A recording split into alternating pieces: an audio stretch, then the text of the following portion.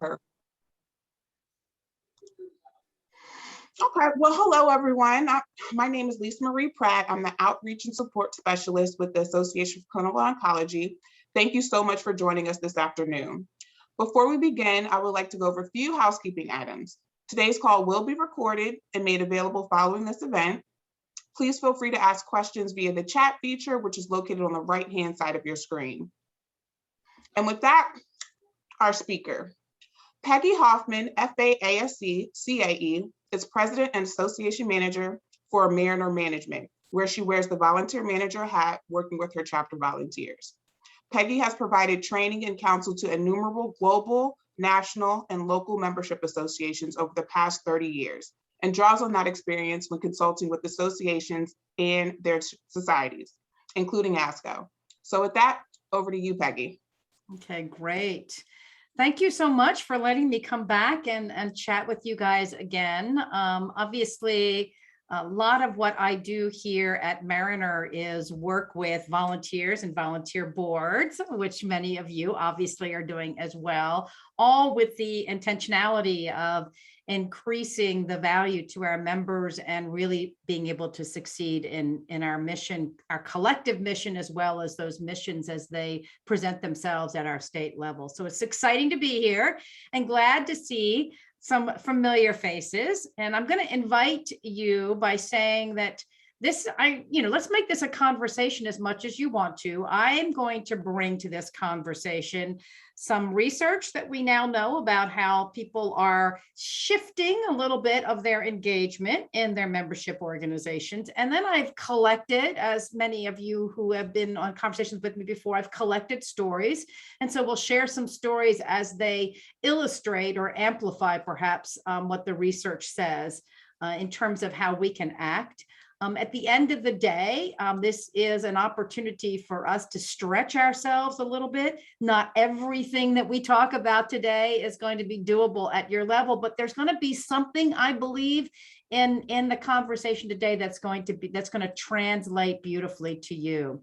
So our conversation today is really going to be about the 7 secrets to member involvement. Now, you're supposed to, if you're going to be a good presenter, you're supposed to have that 7 or that secret word in there so that we can capture the interest. And so that's the purpose of the 7 secrets there. But honestly, I really wouldn't call these secrets. I would call these really just the way that we've begun to rethink this word involvement and to take a look at how we can shift members' engagement with us at our state and local level. So what I'd like to do is start with a question for you all, and I'm going to invite you to go ahead and put this in chat, but share with me what's one way you involve members in your organization today. So what's one way that you are already involving members? And maybe the way to look at this is if you've done something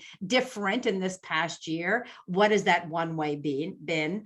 Maybe if the conversation is, maybe this is something in your mind of one way that you would like to do. So anybody have their fingers warmed up and want to begin to do the chat? Now, the purpose of the chat is as much for you guys to have some notes coming out of this too as well. So share. Thank you, Tammy, jumping right in there.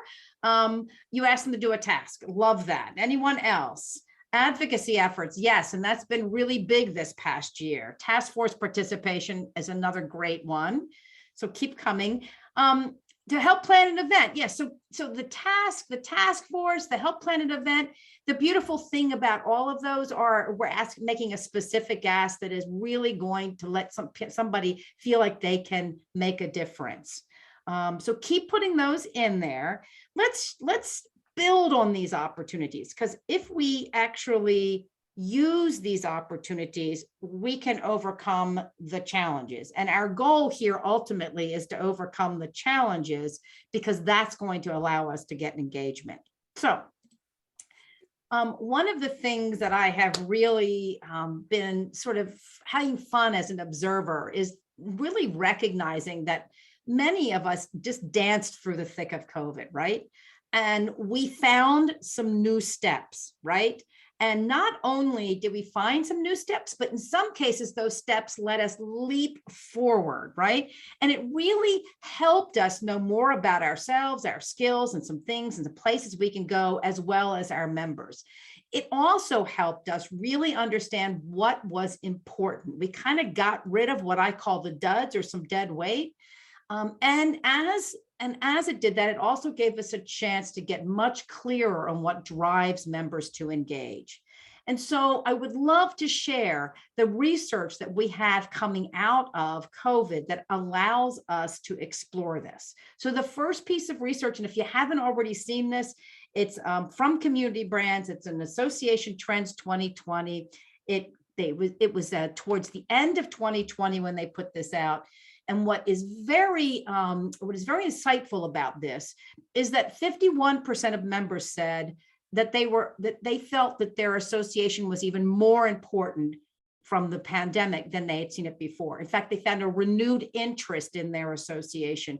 A lot of this had to do with the fact that they were in great need, right, for clarity and great need for information that related specifically to them. So that did help us. But 39% said that that actually drove more interaction. And then you had far less than a quarter saying, I had to soften some direct, and everybody else in between said they stayed engaged at that same level. So 68% of them said that the main driver was industry information. This is not a surprise to us, but this became crystal clear that the benefits that members said were so important to them were all about that specific information that we needed to have in that moment, that was focused, that was clarity for us. And obviously that a large part of that was the advocacy, right? But the other piece that I thought was really interesting is that 92% said the reason why they had increased loyalty and or increased engagement or saw a greater value was because they could connect digitally. So our embracing of technology was a wonderful fortune for us to build on. So it's interesting because while this research came at I would say, right in the throes of COVID, we had some really interesting research coming out of ASAE and the Foresights Advisory Group that supported what we were about to see in terms of this leap forward in some of these ways, and supported how we were watching members change their idea of involvement and engagement, right? And so there's lots to pull from, but there's really 5 points that I wanted to share for us to kind of chew on here today. The first one is work pattern changes. Now, while maybe some of your members specifically didn't have work pattern changes, the society has had incredible work pattern changes. Now, we were tracking these changes when COVID put these in overdrive. So all of these different work changes are actually driving new questions around talent acquisition, around compensation, around benefits, around flexible schedules. All of this means, and this is where it's relevant to us in our state with our state society hats on, is that it means our members' routines, their flow, their needs are going to change. And this is just going to be amplified as the society at large changes these patterns, and that will impact our members. So the simple thing may be their schedule, their ability to connect with us, right? And so where they're working or the way that they're working, all of these elements could change. The second one is the online patterns. Now, there's been a steady increase in the use, the interest, actually, and the preference of online learning and connections. Now, post-COVID, all signs are that the nature and economics of in-person meetings, events, and training are going to be permanently altered by the pandemic. So there's 2 things that come out of this. First is to understand that there will be a cohort of folks who found out that they could handle online education, online learning, online networking, online access to information, and they're going to want and they're going to feel more comfortable in keeping there. So you're going to have a some people call it polarization. I would say it's going to be two kinds of cohorts, those that want to be back in person and those that are going to see the convenience of online. But the second thing, and this is really important for us, is that the predictions are that in order to drive attendance to face-to-face events, we as organizers will need to intensify those opportunities by having new ways of creating connection, by having that emotional connection to our attendees, by really being able to ramp up the experience, if you will. So it means that basic information will be handled potentially far more often electronically or digitally.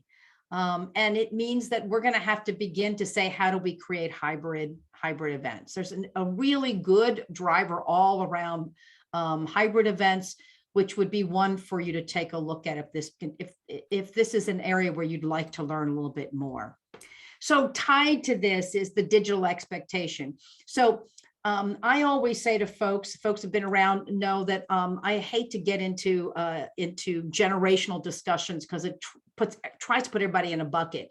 But the reality is that if we want to refer to this larger group called Next Gen, or I like to call them the generations that just walked in our door, but they're the folks that we call Ys and or Zs. But the most important thing for us is that these are the folks that grew up in a world of constant technological innovation. Now, I'm of the age that I spent most of my my higher education years, well, previous to that, and even the first 10 years or so of my career, where, you know, everything was still pen and paper, typewriter. But the generations that are coming in, that's not the case. But see, here's the other special thing to notice about all of that constant technological innovation.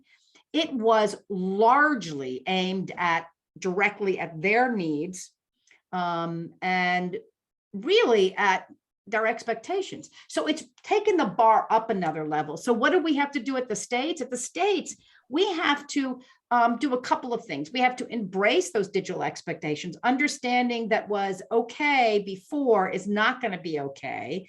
And it also means that we have to begin to say, what's the new workflow pattern for our boards, for example? What's the new way of connecting with members? How do we apply technology that will allow our volunteers to dip in and move out? How can we apply technology in a way that allows that remote person or that person that can't get away from the hospital or the office or the patients or whatever to be able to pull in and hear and engage in our organization? How do we integrate those mobile technologies and apps in our workflows and really create that state-of-the-art onboarding for new and continuing members?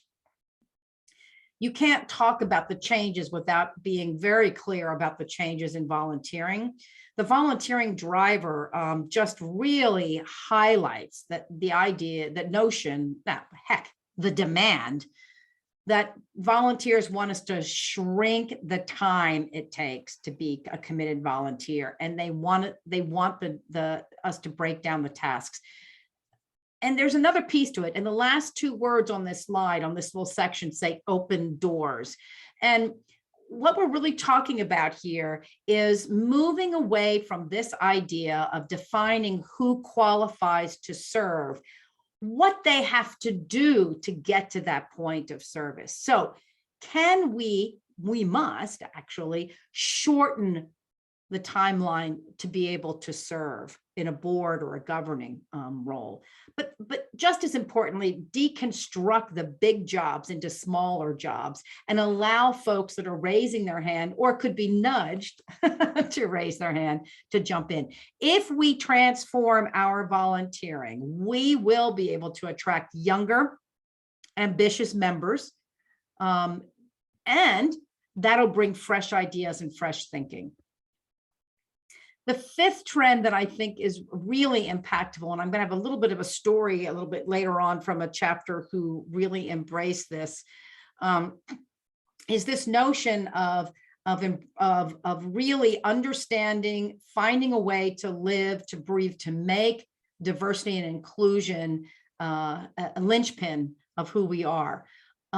There's a couple of drivers that give you some little bit more intel on this, particularly the one on spectrum of abilities. But what I highlighted here is that all of the research, and there's a growing body of it that is coming out, indicates that organizations that prioritize diversity and inclusion perform significantly better financially. So what I'm proposing here is that in our state organizations, if we want to grow, if we want to be sustainable, but also take it to the next level, our ability to find ways to really diversify the volunteer pool, diversify the membership pool, diversify the folks that are involved in our organizations will have an incredible impact on us. So let me pause right there for just a moment. And I'd love to ask you guys, what is relevant to you in this with this research? Has anybody heard of any of this research? Anything that's relevant, you can throw it in chat or jump on live. What is relevant in all of this research? So we've just given you what Community Brands found about industry information as a driver, being able to be technologically connected as a driver. We've taken a look at 5 trends that are going to have impact. Anything that sticks in anybody's mind? Or are you saying, Peggy, can we just get to the 7 secrets?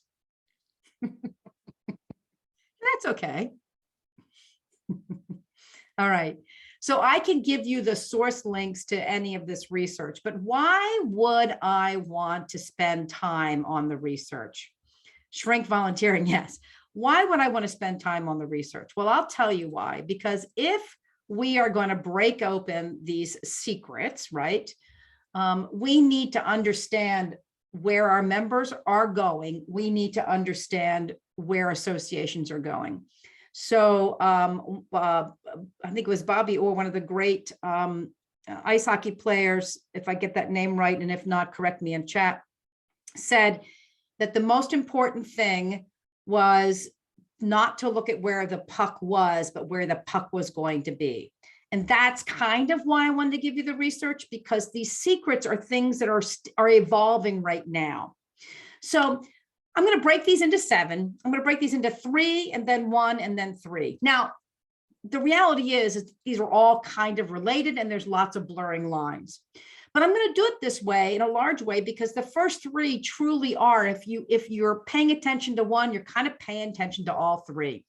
And the first related are actually specifically around, well, why associations began.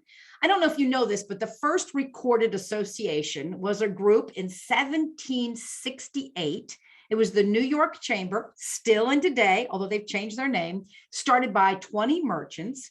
Alexis de Tocqueville, who is a French sociology in the late 1700s, spent time here in America to study this democracy in America and wrote quite the tome, a 2-part tome actually, around what was unique about this democracy, and specifically called out the fact that people getting together allowed folks to solve at a community level the important issues of the day, and allowed the citizens an opportunity to move themes, to move concerns, to move businesses forward. So the first 3 starts with content. Content is the reason for convening. Content is why people come at the end of the day. And it is a shared interest in specific content areas that draw people. However, and this is the important thing for us in our state associations and even our national association is the competition is higher than ever. I'm not telling you anything new, right? 24/7, 2 to 3 clicks away, I can find what I want. So if we want to drive member value, we got to have a smart content strategy. We really have to understand that because content is so fundamental to the value proposition, it is up to us to specialize in the content that's of unique value to our members. Don't try to do everything or be everybody. And then execute those content priorities across multiple formats and channels. I like that some of the work that that I've seen. I had a chance just I know Pat Troy, hi Pat. And one of the things I love about the websites and stuff that she has for a number of the groups that she's managing is she has a news feed, but then she also does magazines and publications that really focus in on the content that drives the member value. So this idea of the why we convene and really understanding, taking the time to understand what content's going to be important and then how to use it. Now I'm going to give you a couple of stories coming up, but let me move on to the second one, because content is richer with the connections. And what we've known from all the research is that you draw me in with content, but then it's having these other folks that have the shared interests that I can connect with. So what is really important about, or unique about, what associations can do is that we get the content, we get the subject matter experts, the people that have to use that content, work with that content, create that content. We get them together. And by getting them together, they then build the body of knowledge. Now, here's the little itch for us right now. And this is a secret because everything has been reshaped. So the ease of getting things done online means face-to-face meetings are going to be a big deal. So we have to make those cool enough to inspire people to travel. But it also means that we have to find more meaningful ways to bring people together to create content, to have really meaningful conversations. So we are seeing, for example, organizations that are bringing together small groups of people to work on an action brief, for example, or to chew on an issue and then be able to support the content that comes out of that. We're seeing things like coffee chats, one-on-one meetings, both virtual and in person. We're seeing the real value around mentoring programs. We have to be intentional about connections. And one of the ways that makes all of this come together is that we're connecting to concerns unique to our members, and we're helping them solve it together. So AIHA, which are the industrial hygienists, they pulled together in the midst of COVID groups of members and had them work on action briefs. And their whole goal here was this notion of, they found people who really wanted to work on an issue, hard to do in your own day job when you're doing all these other things, getting them together to create content, create connections that built and made that content richer, and then felt that they had their own need, their own concern met. Now, you can do these in lots of different ways. You could do this through polling. You could do this through the action briefs I talked about. You can do this through task forces. You could do this through an email stream. But the thing here to recognize is you're tapping into the concern of the day. The organizations that grew in COVID, they really became focused on content that was very specific, brought people together that were really interested in that, and had them work through to create solutions. Now, our big driver, one of the main ways that we connect with these three secrets is through our professional development. And I know many of you, that's a good part of what you do is you're convening people around professional development. Some of you pivoted beautifully to get that be done in a virtual level. Some of you were already starting to go back to in-person if you haven't already, right? So the interesting thing is, and there was a really cool article that I was reading earlier today, and again, I'll put this link to you. It's in Associations Now. It was a gal, Tracy King, who is just a mind blower when it comes to the association space around learning and experience. And she just does some amazing observations and creates some incredible programs. Let me give you the quote that she said in this article. She said, "What is really driving people to professional development, especially now, is solving problems. So they see themselves and their challenges in that program description and in the marketing copy, and you're going to pique their interest, because right now it feels like there are so many problems. If we can solve this situation here, our load will be so much lighter." So she is tying all of this back in again. And she's saying, we need to help people understand that there will be learning here. Now, she also recognizes, and this pulls all of these three things together, is that we must emphasize community and flexibility. Remember the issues I'm talking about, and I was talking about digital, online, and mobile technology, and meeting people where they are. So what she is saying is that this content is so important. The best content is the content that they work on together. And so it becomes important for us to offer passive options. Think podcasts, web content, formats designed for more asynchronous learning, as well as those in-person events. And I saw somebody say, has anyone gone back to in-person events? Someone said some of our state chapters have, and they offer a hybrid option. So that's another whole conversation. We could have a whole conversation on how to do hybrid events. And there's lots of good learning that's happening right now. Let me fill in the picture with some stories. And you guys, please throw in to chat the stories that you have to share. I'm going to pull from ones that are from outside of your space, but there are things that we can learn from these. Oh, Christy, thanks. Alabama and Mississippi met in April in person. So share with us in chat a little bit about how many people came, and were there any, and what were the opportunities that you really were able to connect with on that. So let me share with you, let me start with the New England landscape and landscape and gardening group. And I want to bring this up because, so they, as they said, they took their advocacy to an 11. They were able to connect with, get all their members together, connect with what were the issues of the day, because this particular sector was not considered an essential service and they were having a hard time getting back it to work. They got together, they did a lot of brainstorming, and they talked some things, they created some issue papers, and they got the legislation to actually allow them to be to be one of the essential businesses, to move forward, to get back on the job. And along the line, they had their COVID-19 updates, which was a page, and you can still go and see it, a page on their website, which they are keeping absolutely to the minute. So they created advocacy, but the reason why I want to share with you is they got people involved, but they have this incredible passive content, which has been an amazing point for a central point for all of their members. And they've increased members, they've increased engagement. So I love this coming out of the ADA the dentists out in South Florida.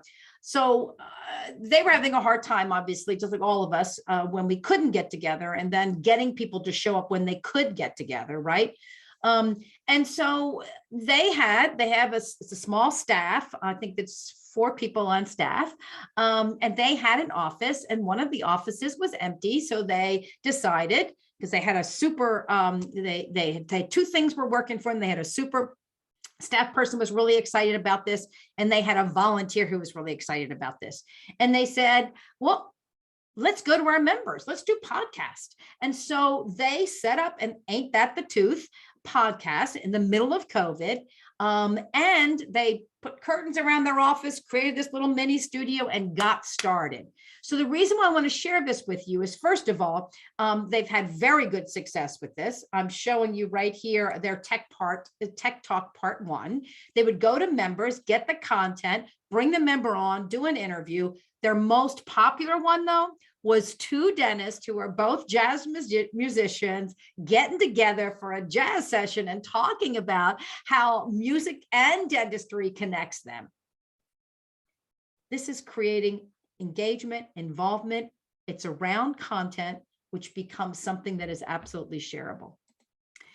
The third thing that I want to share right here is actually coming from Texas. And the reason I want to share this is because this is a construction, yes, but the construction sites were only allowed to reopen in Texas if they could do certain, if they go through certain measures. And the one key one was they had to have a touchless thermometer. So the Texco which is the Houston, Dallas. They have a big section of Texas. Their members were calling saying, I can't find it. So the ED there sourced some, pulled them in, 2,000 she started with. That list expanded to other critical needs. In total, they wound up making, on behalf of their members, $350,000 in purchases. They were becoming the service point, right? The central point, the supplier. People could come to their office, it was staged, they could fill their order and check out. They became problem solvers that connected people. They had good conversations. They saw value in the membership. Let me go up to Maine, because again, it's another advocacy. So you can only imagine the events industry shut down. Now in Maine, that's a huge part of their economy. A couple of the folks got together, postpone, don't cancel. They created a social media campaign that reached 188,000 people. But more importantly, the most important thing to think about this is these accidental advocates, as they call themselves, managed to get the Mills administration, the Governor Mills administration, to help them, and it yielded Moving Maine Forward Plan, which is a series of measures to put some certainty and some predictability around Maine's hospitality industry.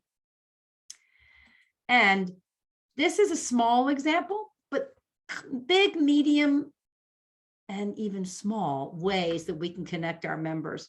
This is the Virginia ADHA, their dental hygienist. What I'm showing you here is a couple of members started posting on the Facebook page about a need to, my dental office is not opening and I need to get back to work. And then there was, my dental office is open, but I don't have access. I don't have enough hygienists to get open. So they just did an informal temp and job request on the Facebook. They also did another whole piece around fitting personal protection. So it's really about being able to connect members based on concerns or needs to the organization as a solution provider. There are other ways we can do this. You can do action briefs, as I mentioned, video Zine series, which is a series of member profile series. You could take a webinar like this, pull out one point of it and have a summary or a micro learning video. Lots of different ways for us to do this. Let me give you just a few more examples very quickly, because again, I think these examples are a little bit different in that, let me move my slide, are a little bit different in that these are about subsections. So this is the Arizona Women's in Dentistry group. It's a subsection, a subgroup, if you will, where they have grown. They have, they built membership. They brought more women into the Arizona Dental Association just by simply having a really vibrant, this is a private group, a really vibrant group for women to be able to have those conversations. One of their other nearby state associations did a very similar thing for their new dentist. And I love these two pieces. So what you're seeing there is pre-COVID is their paddleboard in the sunset. They did a series of social events, but gave the opportunity for their dentists to get together. But also take a look at, and I wanted to show you this last piece because, again, this is content that is available. It's passively available. Largely what they were doing was taking content that was used in other places and basically pulling it together as a source for this. So let me close off these first three with a conversation with a simple, if some of this seems really hard to do, I was on a webinar series for NIGP, which are government procurement chapters.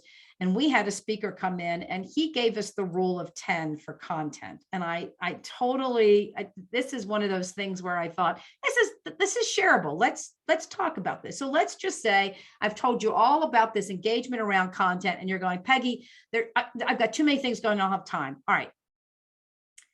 Here's an example. Do a Zoom interview with a cool member. you archive live video, it's available on demand. You take the content from that and you develop a blog post. You could use ASAE, for example. So ASAE is just a video to text transcriber. You could then create a newsletter article, and Video Cycle will actually take your video and it will create a whole article with screen grab images from your article, right? You could then take one of those or this screen grab and you could share it on social. You could actually turn this into a testimonial that you use on your website or you use in your marketing materials.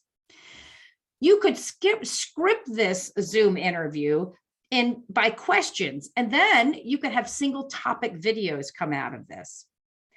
Just take the whole set of interviews. Let's say you do 3 or 4 Zoom interviews with new docs, okay?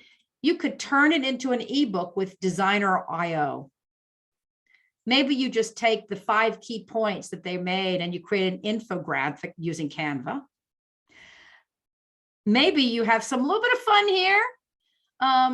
Take a fun graphic, a fake text generator, and create a fun meme.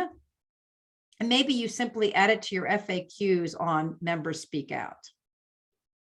So there you go. You could take one effort and you can pull it away 10 different times. All right, let's move on. Passion. The 4th secret is connecting to members based on their passion. And I had this really cool conversation with Pat about this. And if I get any of this wrong, Pat's gonna correct me, right, Pat? Wave to the crowd. Right, there we go. Right. So very briefly, so Pat and I know each other. We both have AMCs, and so we connect. We actually have a shared client now, if you will, a client at PRSA Maryland, which she's now home for them.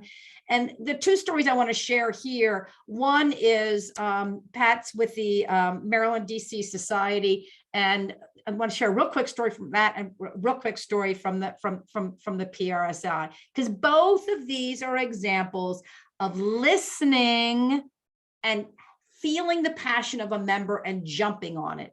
So the first one that comes from the Maryland DC Society that Pat is exec director has to do with a younger doc coming in, really interested in the lung screenings and how do we take this simple, not very expensive test and make sure that both other medical disciplines understand the importance of this and how they can connect for us to get to lung cancer way before, to understand problems long before they become really critical. How can we get that other disciplines to understand this? How can we get people to understand this? How can we pull all of this together?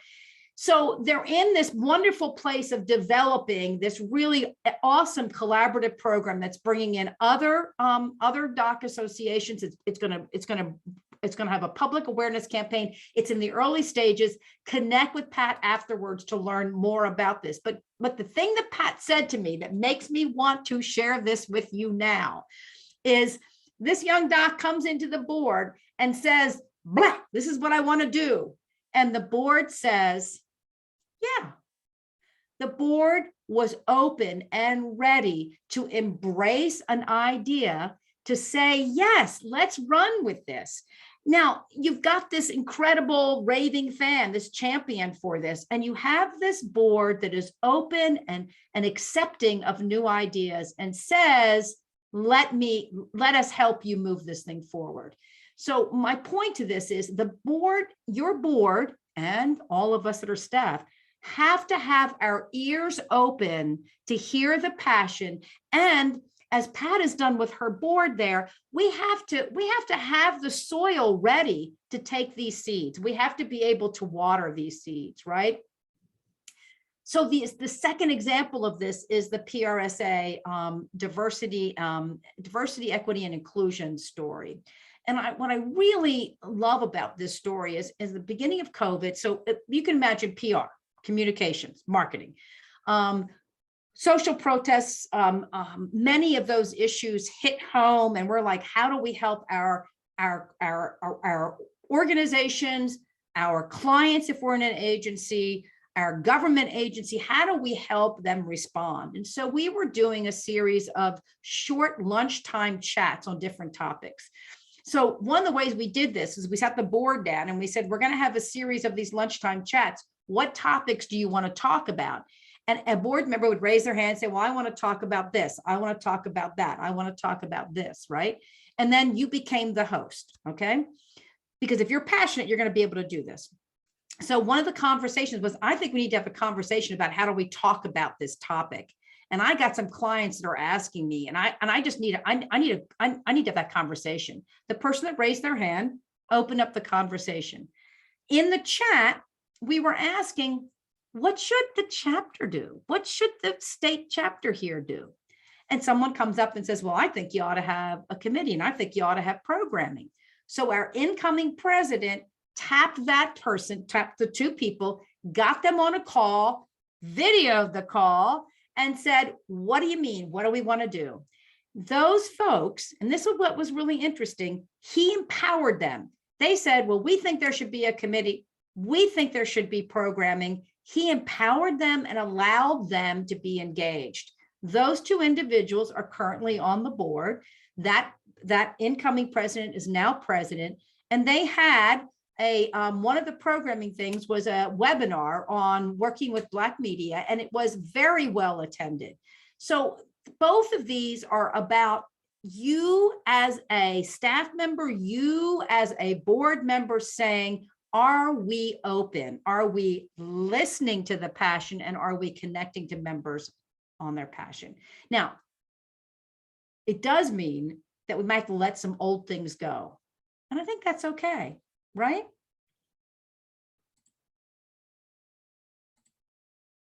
Now, the next three I'm going to put together in a stream as well, because they really connect together. Digital first. Now, we've talked about technology, and you might feel like I'm beating you over the head with technology, and apologize for that. But you know what? I don't apologize, because we really do need to have a conversation about how do we move technically forward. There's an incredible paper. It's actually 2015, but I love it. And I'll send you the link for this as well. It was written by two of I consider them friends, Maggie Grant and Elizabeth Engel. It was a paper on digital first. And I love this quote, which is showing right there. It begins and ends with how you think about and engage with customers/members. One of the keys to digital maturity is to flip your thinking. You don't create a strategy for mobile or social or analytics. Instead, you have a member audience strategy that includes mobile or social or analytics. So think about that. It's really about not saying, oh, we have to have an app. It's saying that we need members to have easy access to X. How can we do that? Oh, maybe an app is part of the solution. So what they offer are 5 kind of building blocks of understanding that you need to lead with the member. And I love these pieces because it gets us to think about this. So this particular paper, as I said, came out in 2015. It is really a fabulous paper in that it really helps you say, okay, am I thinking like my members? Am I building real relationships with my members and member to member? Am I organizing around shared purpose? Am I focusing on outcomes? And am I giving my folks the opportunity to co-create? It really means taking a long view, quite frankly.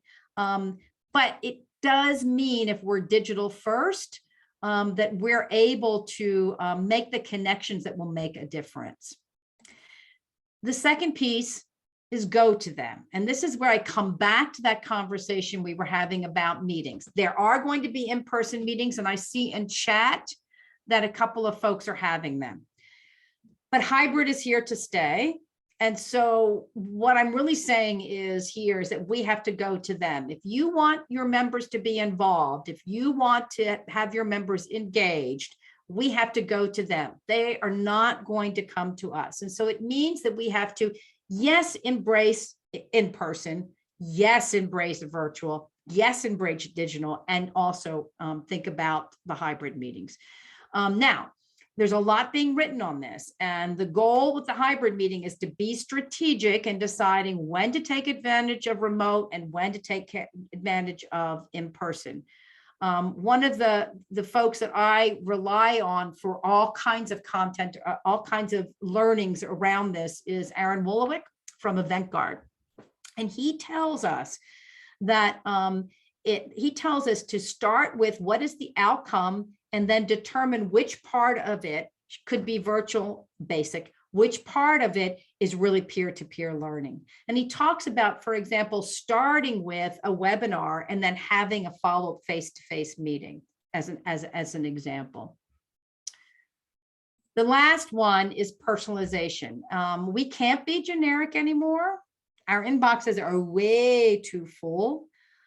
Good news, Community Brands did a 2019 digital evolution study. It demonstrated that although members are concerned about data security, and I'm sure your members fall into that category, the significant majority are willing to share data with their association if it is going to be used to personalize content and if the association is transparent in collecting that data in the first place. So we're not going to share it. We know it's going to be done. Now, outside the United States, GDPR reigns, and so you have to be completely transparent. But the point of the personalization is that everything, my phone, everything is personalized. And how do we find a way to do that? Now, candidly, it can be a big lift, but if even MailChimp right now allows you to do targeted communications. So maybe it's as simple as what the Arizona Dental Association did. And they had a whole section for women. Their sister organization had a whole section for new dentists. Maybe it's as simple as saying, at least there's 3 or 4 cohorts that we want to be talking to. Somebody said, I saw here, the question was, encouraging new oncologists to become members. Dr. Miller said that. So what's really cool is the saying, okay, that's a group. How can we personalize messages to them is the way you can do this in bite size. Let me give you a couple of quick examples of digital first, going to them, and this concept of personalization. So I want to share first, this is AIA Baltimore. They always do an open doors program, but it's in person. Obviously in COVID, they couldn't do it. So they did it completely virtual using YouTube. What I love about it is their next iteration is hybrid. So you still have the virtual component, but you also have the in-person component. So what they're saying is, you don't have to come to us. We'll come to you, but you pick and choose what you want. So they've allowed some really cool personalization through that standpoint. Their AIA Orange County did virtual building tours. AIA Austin did a lucrative home tour that they had virtually and hybrid as well. So 2 more pictures for you, because I think that it's worth us sort of sometimes getting outside the events. So Project Management Institute, Chicagoland, created a mentoring program, which had to, of course, shift virtually. And so they created this really super mentoring program that allows people to be involved in a group and in one-to-one mentoring. So what is neat about this is that this is a little different than events. It is peer-to-peer learning, and it allows you to customize and put people together based on their own individual needs.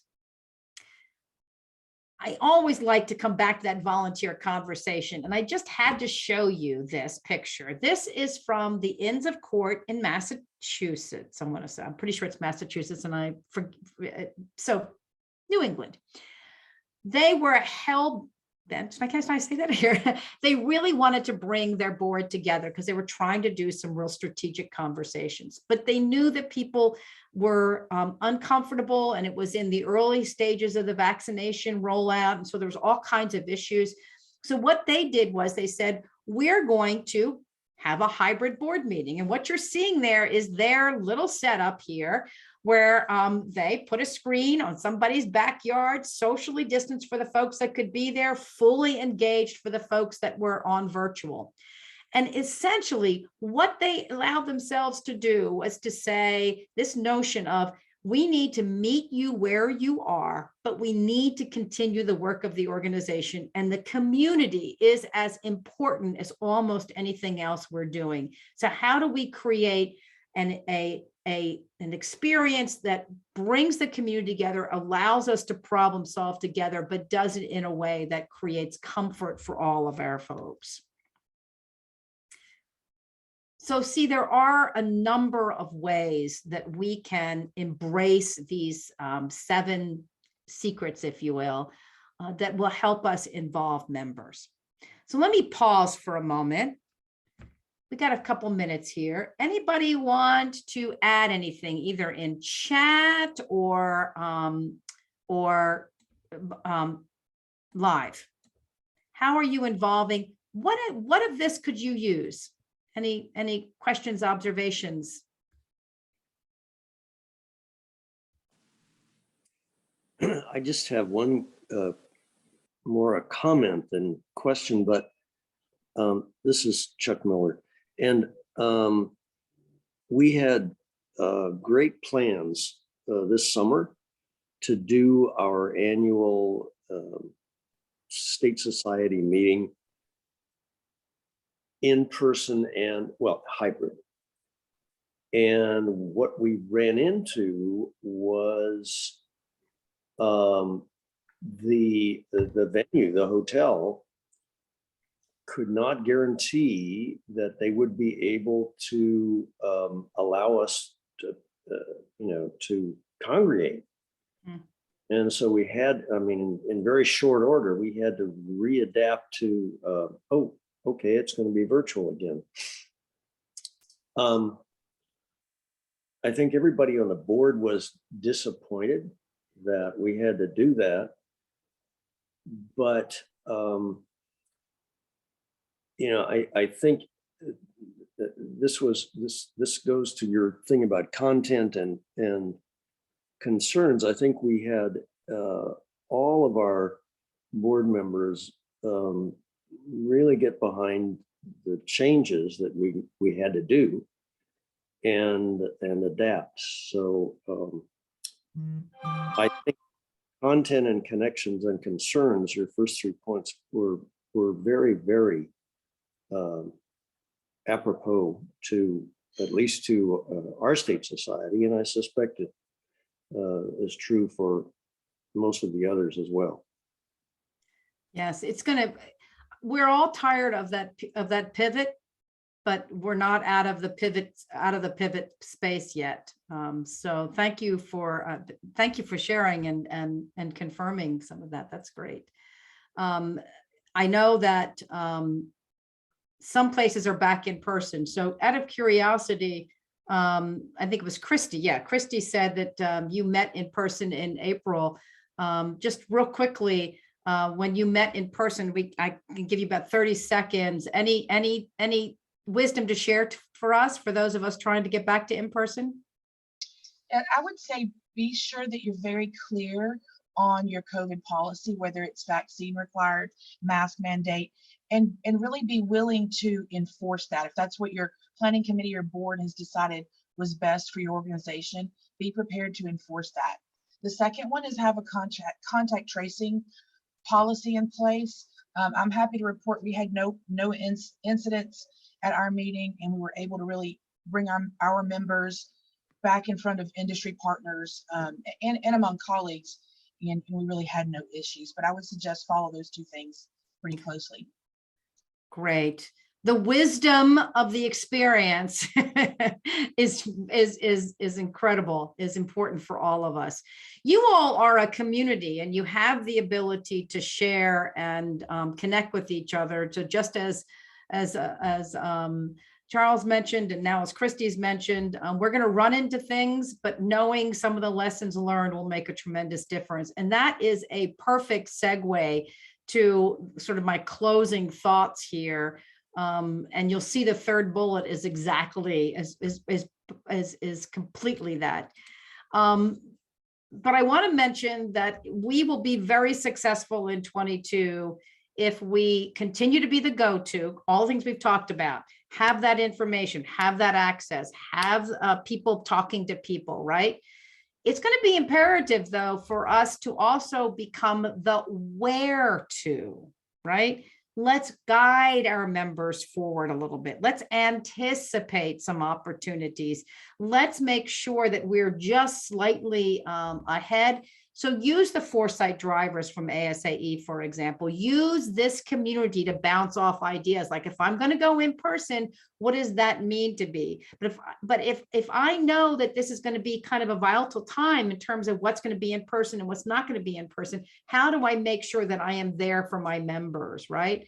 But the third thing is, at the end of the day, simply collaborate. Really, really actively generate ideas, share ideas, connect with each other, problem solve with each other, collaborate with ASCO itself, collaborate with each other, collaborate with other groups. One of the things that that will really take us forward is if we are doing some rapid prototyping, some experimentation, a little bit of testing, and then sharing that to the system, because by sharing it to the system, we can all learn and we can build more for our members, really across the United States and around the globe. So we've got 3 minutes left, but I'm going to get ready to turn it back over again to Lisa Marie and her team. Anybody else want to say anything else for the good of the group? I've put Pat on the spot. So if you need to learn anything more about that little bit of program I talked about, please connect with her. And if you want to learn more about what you should do to have that in-person event, reach out to Christy for sure. Anything else for the good of the group?